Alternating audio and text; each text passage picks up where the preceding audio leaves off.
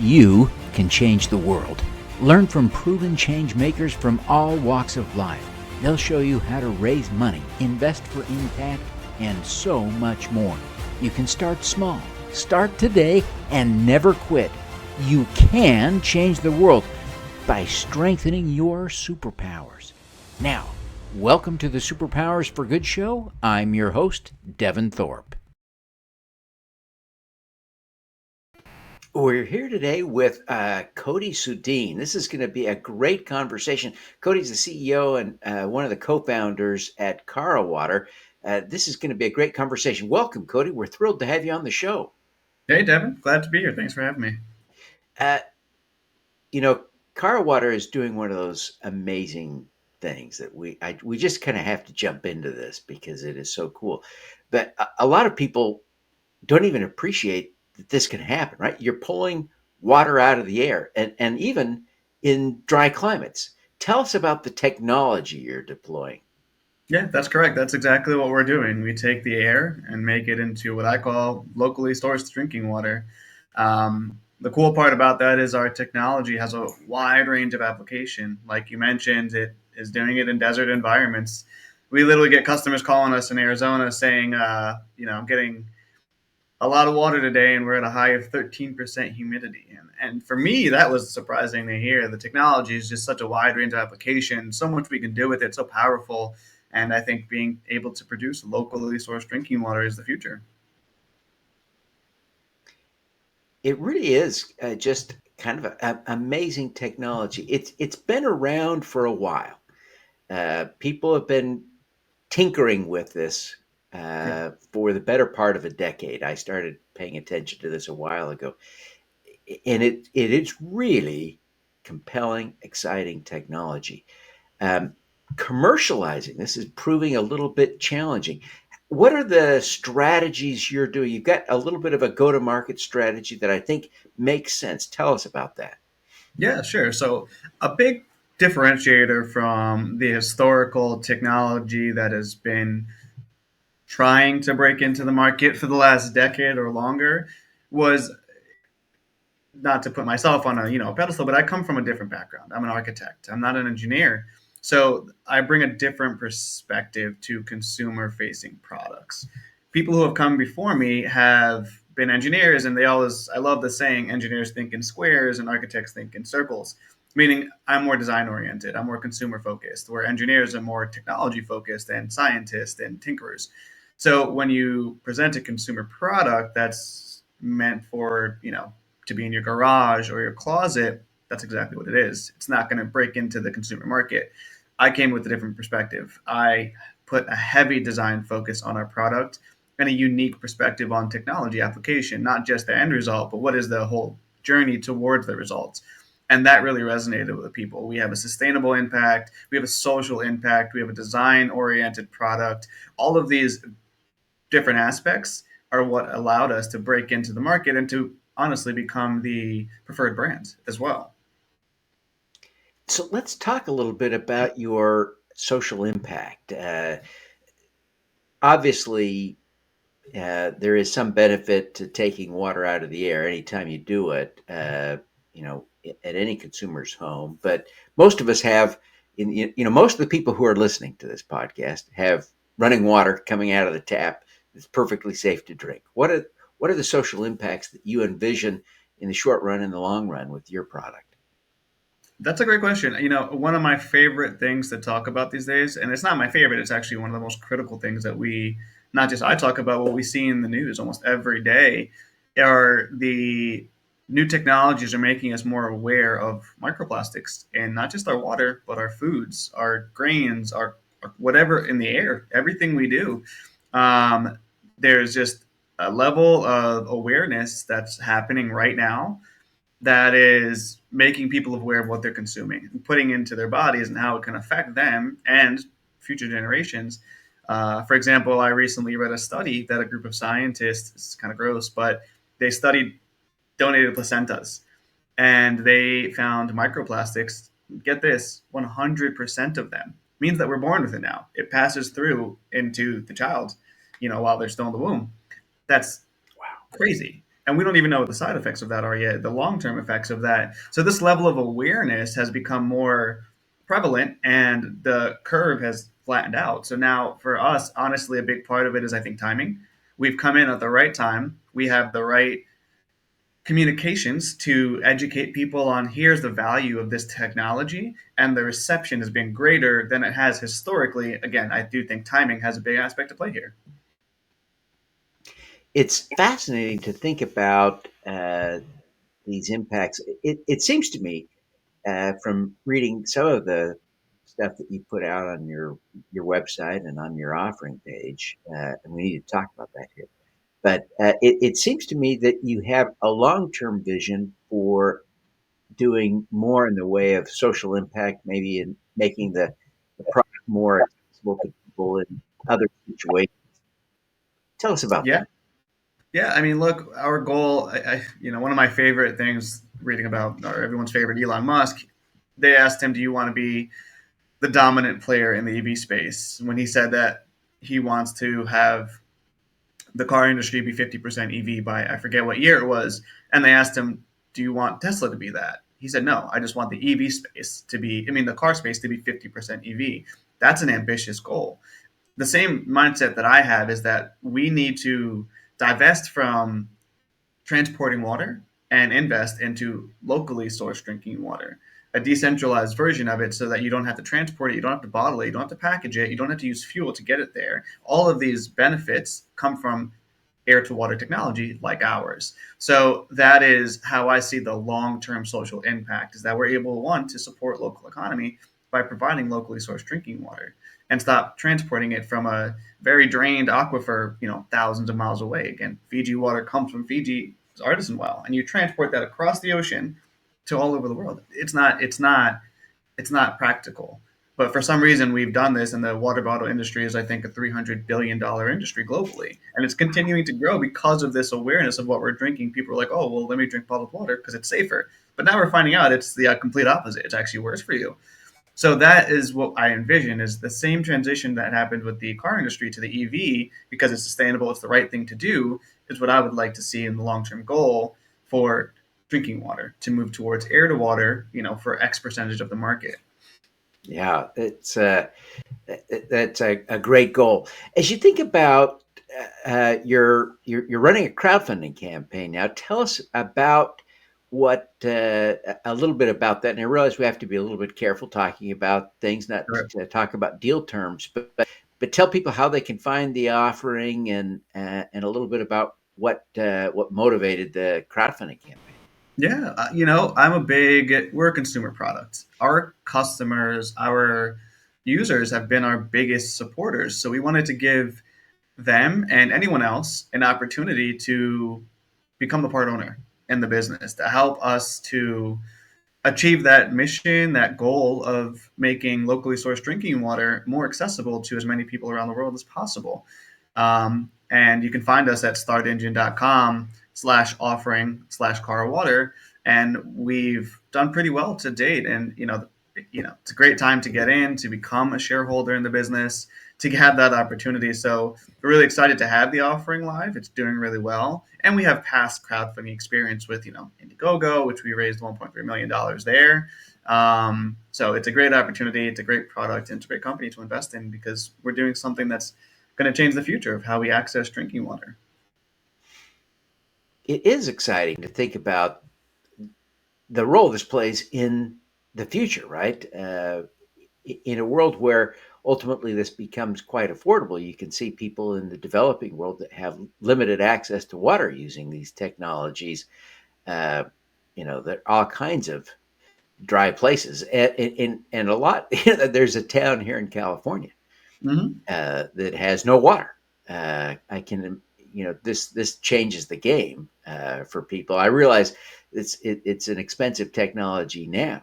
You wouldn't use it for much more than drinking. You're not going to you're not going to water the lawn with this Right. technology right Not now. yet. But We're working towards it. I mean, I don't know if you've yeah, gotten a chance to see, but to achieve the mission and the goal that we want to, we have to become affordable. We have to become mass market, and I think that was the major roadblock in this industry, was that technologies and other people that have come before us, or are even in the market now, including ourselves, are priced well with out of range for most people, where none of us are mass market. But we've changed that. We have already announced our brand new product, and with the pure intention of going mass market, we went from a $5,000 price point for our flagship model Car Pure, and we've launched our new product Car Pod, which it's unbelievable to even put it at this. I think we are the lowest priced in the market with this new product at $299. That's going to change the game on how we access drinking water and make air to water technology more accessible to people. Yeah. So for $299, how much water will that device produce per day?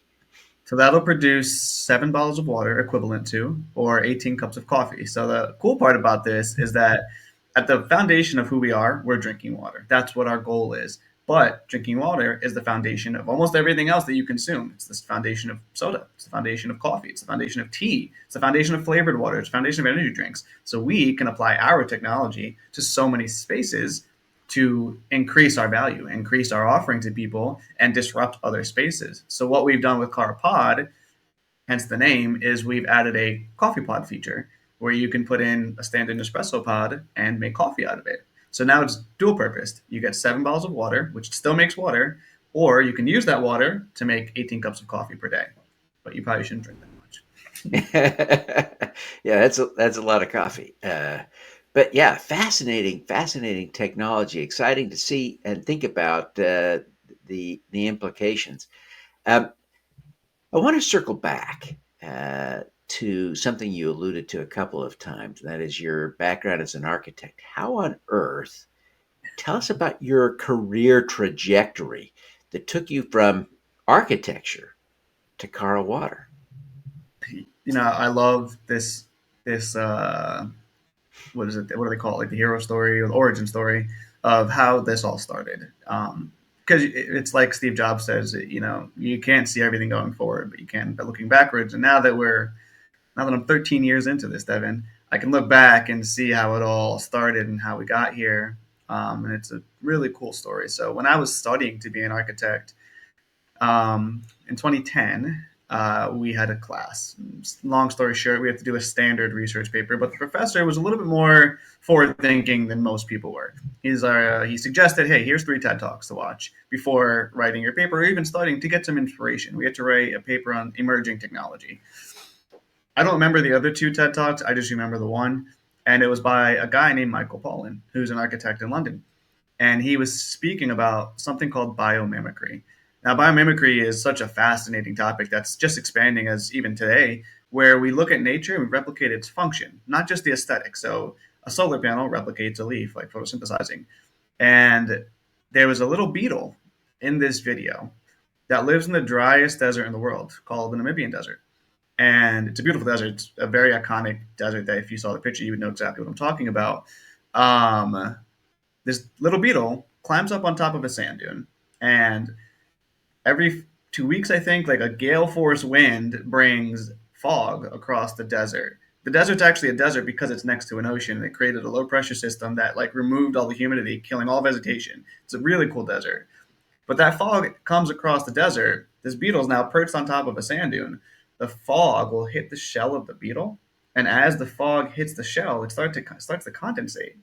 And this beetle somehow knows, maybe weight or gravity, I'm not sure, but once enough water starts to form on its shell, it will do a handstand and let the water drip down its back and then drink it from its own back. And that's how it survives. And when I saw this, I was fascinated. That was absolutely mind blowing to me that this little, it's probably a half an inch big, beetle figured this out, that it can harvest water from the air in the driest desert in the world, which again is why we're able to do this wide operation. And when I saw that, I was like, well, if this little beetle can do this in a dry desert, we can do the same thing, and it would change how we access drinking water. So I started to study the shell of the beetle, understand how that harvested the water from the air, how it extracted it, and I replicated the shell in a drawing and a diagram, did tons of research into it. And instead of writing a paper on an emerging technology, I actually created my own. And that was the start of what is now Carl Water. That is cool. That is cool. Well, I'm excited to be here today. I've got with us today, we've got Cody Soodeen. He's the CEO of Carl Water. And this is a fascinating story. We're going to take a quick break now. When we come back, we'll be talking to Cody about his superpower. So stick around. You can get in on the ground floor to help fix the climate crisis for as little as $100. Pause now to scan the QR code to get started or visit s4g.biz/raisegreen. You can be a green at Raise Green. Want to learn from the world's great change makers? Find your superpower. Subscribe to the Superpowers for Good newsletter at superpowersforgood.com. Make your strengths into superpowers that will change the world. Join the super crowd today. Superpowers4good.com. Hope to raise money from the impact crowd. Good investors are as interested in community, social or environmental impact as you. Connect with Funding Hope, an SEC-registered FINRA member crowdfunding portal to learn how to raise capital from the impact crowd. Scan the QR code now. Welcome back, everyone. We're here today with Cody Soodeen, the CEO of Cara Water, and it's just a fascinating discussion we've been having about pulling water from air. And when you recognize that we're talking to someone who's doing that, right? We've got to dig into the superpower. So stick around with us as we begin that conversation with Cody. Cody, obviously, this is something really remarkable, and I'm fascinated by this aspect of your being an architect, getting into this really high-tech world of water from air. As you think about all that you've accomplished, the progress you're making in this effort, delivering consumer products, what is your superpower? A lot of it comes down to just a high level of commitment to my ambitions and goals. I like to say that over the years, don't get me wrong, I've done this for 13 years now, didn't see success until the first 10 years. And can't say many points I wanted to give up, but there were points I wanted to. But for some reason, I call it bliss ignorance. No matter what, I didn't see the consequence of continuing. Some people start to see the consequence of maybe their finances could be in trouble, or maybe they have relationship issues or whatever it is, or just their stability in life is a little bit less than most.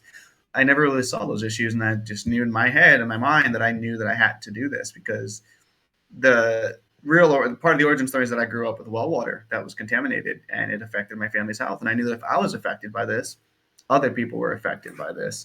I think my drive to want to help people and to make a difference in the world, not just because I experienced it, but just because I know that this is something I can do and I'm capable of, I'm going to pursue it. So I'd say my superpower is just having this unwavering commitment to a mission and seeing it through, regardless if I ever did or not. I would probably still keep. If we weren't where we were today, I'd probably still be trying to get it to where we are today, no matter what. That's just who I am, and I think that's the quality that's got us here today, or gotten me here today. That unwavering commitment is a fascinating superpower, because obviously you can see the success you're having delivered products to people in this really leading edge area. It's exciting to see. Let's talk a little bit about that. Can you think of an example of one of those challenging moments where you might have thought about quitting, giving up, and you overcame this because of that commitment? Can you share us an example? Yeah, and honestly, I've been through the hardcore entrepreneur. Don't celebrate your weekend. Don't have weekends. Don't go out. Don't have your birthday. Don't do holidays. Just work, work, work, work, work. Grind away. I did that for 2 straight years, and that put us in a different place in the world. But prior to that, I had just went full time on the business and had quit my architecture job. And most people don't know this, but I was very good at my job as being an architect. I was highly sought after. I was traveled around the world. I had most of my life paid for. I was living in London. I had my apartment paid for, my travel paid for, my food paid for. I had great income, and I gave all of that up to commit to this. And again, this is me not seeing the consequences of my actions, but I knew that there was a payoff at the end if I continued to commit to it. It was right before we had launched our Indiegogo campaign in, I want to say, December of 2022. And I was sitting in my house in San Francisco. I just moved back to San Francisco. And I was talking to a very good friend of mine from London. And I mentioned to them that I was feeling a bit down and bummed about how much time I put into this and how long I've been working on it, and didn't really see a light at the end of the tunnel anymore. And that if I was still in London, I would probably have been married or had a house that I owned or been living the life I wanted to live, right? The end goal of that stability in life. But they said to me a very critical thing at that moment. And they said, yeah, you could have all of these things if you wouldn't have quit your job and you would have just stayed in London working in architecture. But you would always regret not seeing through this mission and commitment that you have been working on for such a long time. And not seeing it through would be harder than having the things that you want. Within the next week of that happening, we launched their Indiegogo campaign, and in 90 days, we hit $1 million. And I'll never forget that moment and how important it was to have heard those words of encouragement from a friend that helped me get through a moment that was, I would admit, a moment of weakness in my commitment. That then, everything really took off right after that. Well, it is a great example of this power of a commitment to a mission. I want you now to think about your role as a CEO and how you coach people, because I'm sure there are people in your organization over time you've had to kind of coach them to see the mission, see the vision, and hang in there, right? It's difficult at times, and I suspect that you've been through times when, even as an organization, it's hard to see the path through the dense forest, right? How do you coach people to adopt that commitment to the mission and embrace it fully? That's one of the truest statements I've ever heard. When you're in the thick of it, you don't see the North Star. You don't see it. It's like, everything's clouded at that point because you're running customer service, or you're running QC, or you're in the thick of your first ever manufacturing run. You have no idea what you're doing, and you're just trying to figure stuff out. But there's a whole world of other things that you should be also working on, and you kind of lose sight of the mission every now and again. But you always do have to pull it back, as you mentioned. So, you're right. We've had people in the company that have lost sight, but we have to bring it back. And a lot of that, 100% of that, comes from leadership. It comes from you. You're the reason the company started. You're the reason that this company is going to continue to go until one day maybe you can exit and the company's big enough and somebody else can take over to run a business, but they may not even see the mission. But to get to where we are today, seeing that mission and continuing to see it through was absolutely the most important thing that you can convey to your employees or your partners, even, and all of the people that are involved in seeing this dream that you birth through to make it a reality. It's tough. It's very tough. And one of the things that I'm very strict about with my partners, specifically when it comes to talking about finances. Yes, there's always a financial return at the end of the day for a for-profit company, and you should be always thinking about that if you have investors. But I try to minimize the amount of conversations I have when it comes to financial return, or how much we talk about it, because then you get stuck on the money and you forget the mission. And if you are focused on the mission, the money will come. I have a saying, I say, purpose drives profit. Goes both ways. Profit also drives your purpose. So you can't forget one or the other. You have to always keep both in mind. To be profitable, you have to be profitable to make your purpose a reality. But your purpose should be driving the wheel there to make sure. Otherwise, if you have no purpose, you don't have a profit. So you need to make sure your purpose is always strong. So coming back to it, always bringing ourselves back to the mission. And I've really, really, really distilled it down to saying, making locally sourced drinking water accessible to everybody. And that's our core mission. It's easy to understand, easy to digest, and you can see it based on how many bottles we've offset every day. We offset a bottle every 16 seconds at this point with the amount of units that we have in the market. And it's not that many yet. We've just done our first manufacturing run. We've delivered out. We're sold out, which is amazing. right? We're doing our second manufacturing run now. We're working on version 1.5, 1.2-ish of Cart Pure. We have a new product coming out. You do have to celebrate the small wins about it. That's really critical, celebrating the small wins. And I'm bad. I was very bad at that in the early days. I was just grind, and I forgot to celebrate the small wins. But now I know that's important. Now, Cody, let me cause you to pause here. We've got just a few seconds. Tell people how to find the crowdfunding campaign, and then we got to wrap. Sure. So check us out at startengine.com/offering/carwater, and you can become part of our mission and our journey and our story to make drinking water accessible to everybody through our innovative air-to-water technology. And don't forget, we do also have some really, really cool perks that a partner donated to us. Okay. Such as a Thank you very much, Cody. Cody, we want to see you succeed. Thanks for being with us today. Let's do some good.